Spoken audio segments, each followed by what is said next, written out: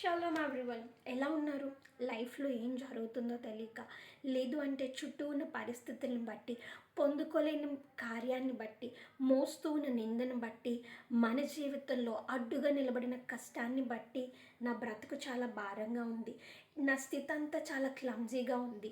నాకు ఒక క్లారిటీ లేదు జీవితం మీద అని చెప్పి బాధపడుతూ భయపడుతూ ఉన్నారా? అయితే ప్రభు మన కోసమే ఒక వాగ్దానాన్ని పొందుపరిచారు. రోమపత్రిక 8వ అధ్యాయము 28వ వచనం, దేవునిని ప్రేమించే వారికి అనగా ఆయన సంకల్పం చొప్పున పిలువబడిన వారికి మేలు కలుగుటకే సమస్తమును సమకూర్చి జరుగుచూ ఉన్నవి అని చెప్పి, ఈ దినములో లేదు అంటే ఈ సమయంలో మీ చుట్టూ ఉన్న ఏ పరిస్థితిని బట్టి మీరు భయపడుతూ ఆందోళన పడుతూ ఉన్నారో నాకు తెలియదు, కానీ దేవుడు ఒక విషయాన్ని చెప్తూ ఉన్నాడు.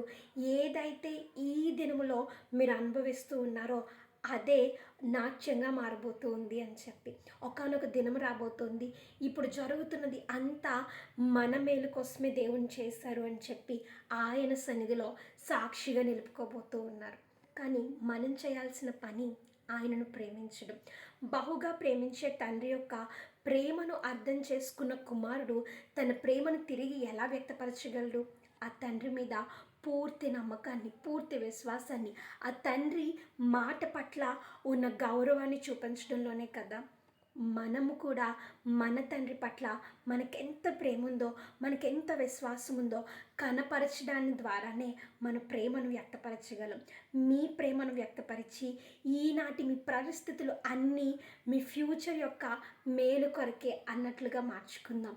అట్టి కృప ప్రభు మనకు అనుగ్రహించునుగాక. ఆమేన్.